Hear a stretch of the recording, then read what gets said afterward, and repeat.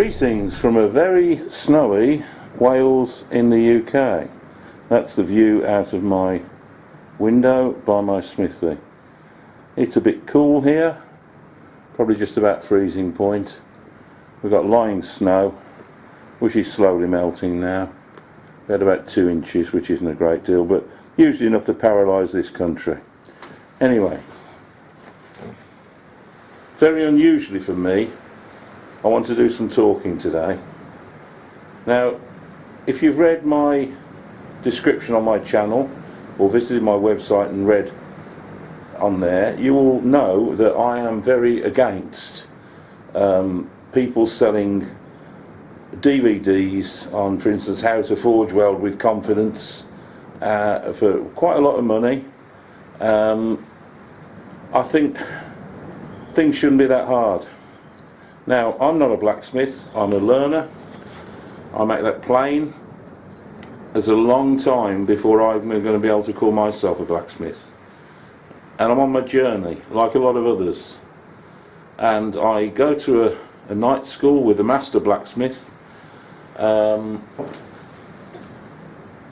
If you've got access to a night school or teaching by a proper blacksmith, that's the route to go. If, first of all, it's accessible to you, and secondly, of course, you can afford it both in monetary terms and in time. Then there's practice on your own, which is vital, because just attending a night school, say once a week, really won't make you progress very well. So I was at my class last week and I asked my instructor, my teacher, a question. The question was, how on earth do you figure out how much stock you need to make a circle of a given diameter? He left the workshop, left me working, come back 10 minutes later, and with him he bought a book. And he showed me in this book a formula for working it out. Now, not only did he show me the formula, he lent me the book. I've only got it for a week. That's fine. I've read it. I'll take it back, and I'm very grateful. But I want to draw your attention to this book. It's an old book. It was first published in spring 1952. 62, 72, 82, 92, 02, 12. That's 65 years ago. 65 years ago, when blacksmithing was still a working art. This book does a lot to do with agricultural smithing, such as harrow tines and that kind of thing. But according to my teacher, and I must concur with him, it is the definitive book for the aspiring blacksmith. It's written in a time when people were expected to get on with things, not have the handheld all the time, and to whine and moan and cry when they can't get things right. It just says, keep practicing, you'll get it right. But the instructions are incredibly concise and clear. The book is called The Blacksmith's Craft,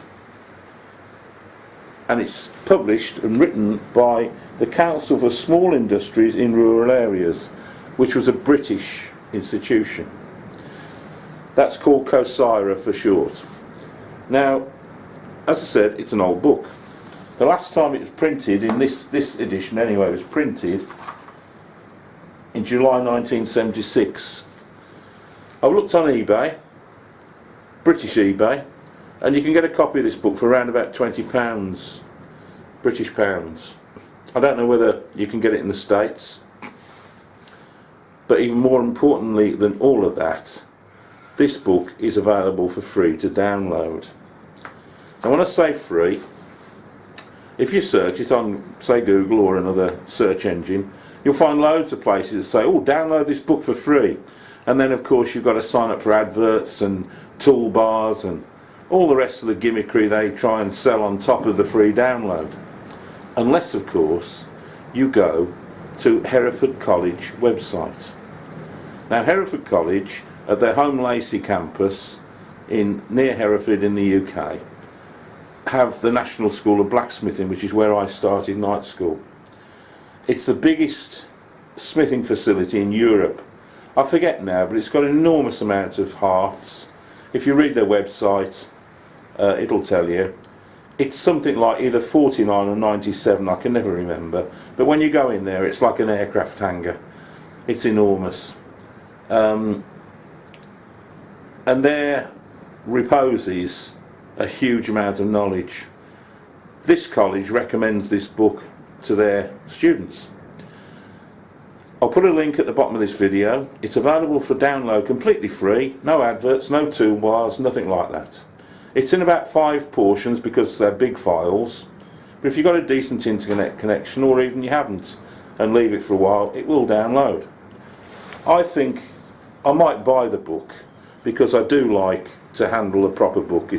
I think it's easier than working on screen, but people who are younger than me probably will differ. Anyway, in this book, just looking at the contents, it's divided into several sections: blacksmith's equipment, tools, fire, their work, cutting off cold metal, forming rings, bends to dimensions, which is what I asked about, plus illustrations.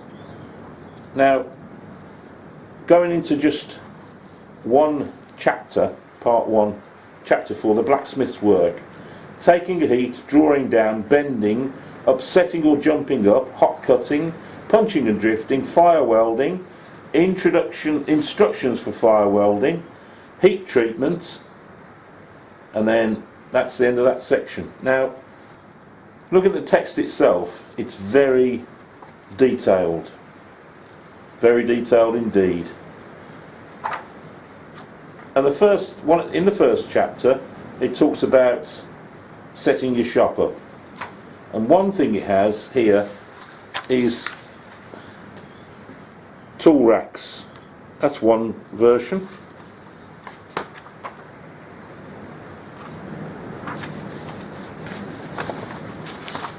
There's another version. Now, I intend to make this tool rack now, because if you look at my workbench, that is a proper mess. Dreadful. It's sort of evolved as these things do. I've got to get those grinders and polishers off that bench onto stands, and I've got to do something with all the tools that are just lying about, causing hazards and making a mess. It's no good at all. And here we have a simple enough method of getting a rack up and having some order to the whole thing. Now,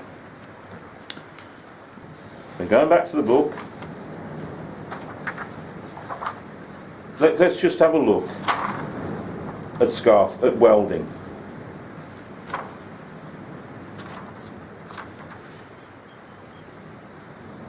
Side scarf welding a ring. Top scarf welding a ring. Turned and welded eye bolts. Harness and trace hooks, which you might think are irrelevant to today, but people still use horses to pull carts, believe me. Harness hooks.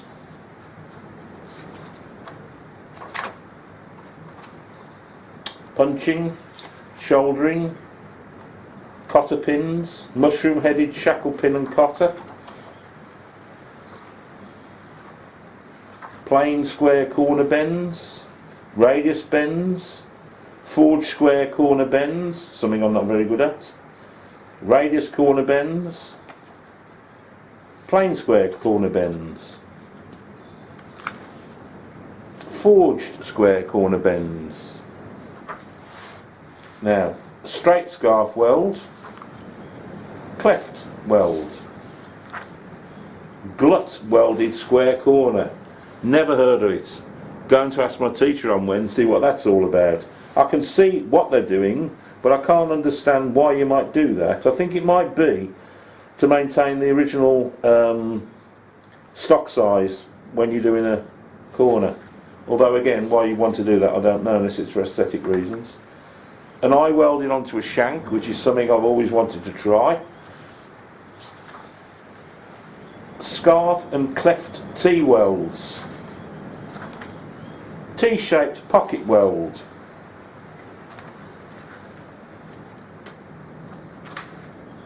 Diagonal and straight scarf corner welds. Then it goes on to illustrate making tongs, rivets. It just goes on and on and on. And all those welding things there are clearly illustrated here, and the text explains exactly what you've got to do. Now, I haven't seen one of those welding videos, but I'll bet my bottom dollar that all that stuff is not in there. I bet it's just a basic scarf weld or something similar. Anyway, what I want to say now is, a lot of people who look at this channel, I'm sure, are in the same position as me. They're pretty well starting out, they've got a thirst for knowledge, obviously, and they're experimenting at home, trying different things. Now, what about if a group of us get together, everybody download the book, and week by week we'll try, over a period of time, not necessarily every week, we'll try all of the exercises. Because when you get to the end of this lot, I'm sure you're going to be in a position where you can do just about anything. Now, obviously, you probably won't get them all right the first time. And to keep doing various exercises endlessly doesn't suit the modern mind generally. If you'd have been learning this in the 50s, you'd have been told, make a chisel end. If you didn't do it right, you'd be sent back to do it again. And then you'd be asked to do it again at a future time. If you didn't do it right, you'd have to do it again and again and again until you got it right. Then you wouldn't forget how to do it. So, I'm going to start on this. So, if you're in, post in the comments saying you've downloaded the book and you're going to have a go with me. And let's get through it. It might take a year or two, but yeah, I think at the end of it we'll be a lot far better blacksmiths, and it's cheap. It isn't expensive to download something, is it? So there we go. So the first thing I'm going to do is I've printed page 4 and page 5, and these are the instructions here for making this nice shelf to hold all this stuff. Very clever the way the edge of the shelf is utilised to put scribes and pencils and stuff in. And then even more clever than that, you drill your hole in the edge of the shelf, and then there's another hole underneath, a bigger diameter hole that marries up with that hole in the shelf so that it doesn't get clogged up with debris. People who did this have thought about it. They know what they're talking about. First of all, you've got 1/2 inch and 3/4 holes bored alternately at 2-inch intervals to take small tools which would not stand upright in a slot. In front of this is a 1/2 inch slot for the longer tools, such as files and screwdrivers, and in front of this again is a broad shelf for tools in current use. The 1/2 inch holes drilled horizontally in the front edge of the broad shelf are for pencils, scribes, centre punches and such like. To keep those holes clear of dirt, 3/4 inch holes can be drilled from the underside of the shelf to allow the debris to fall out. A rack for pliers, shown inset on the right, hang on, previous page, here, there, can be made for pliers, and it's made from 2 bars of 1 inch by 3/16, about 3/4 inch apart, and fixed to the front of the shelf or any other convenient place. So, off we go. I am going to try and fix my shelf between these 2 uprights of my bench, which were originally intended for the bench. I could probably get 2 or 3 in there, to be honest, but I've got to watch how far the shelf comes out, because I don't want to restrict the use of the bench. But I've got to do something with this place. It's a mess, and it's not good for efficient working. So don't forget, if you're in, say so in the comments, and I'm going to try and tack on the end of this, or maybe it'll be a separate video, the building or bits of building the shelf, because I don't think it's difficult. Anyway, off we go. The book is called The Art of Blacksmithing. First of all, you've got 1/2 inch and 3/4 holes bored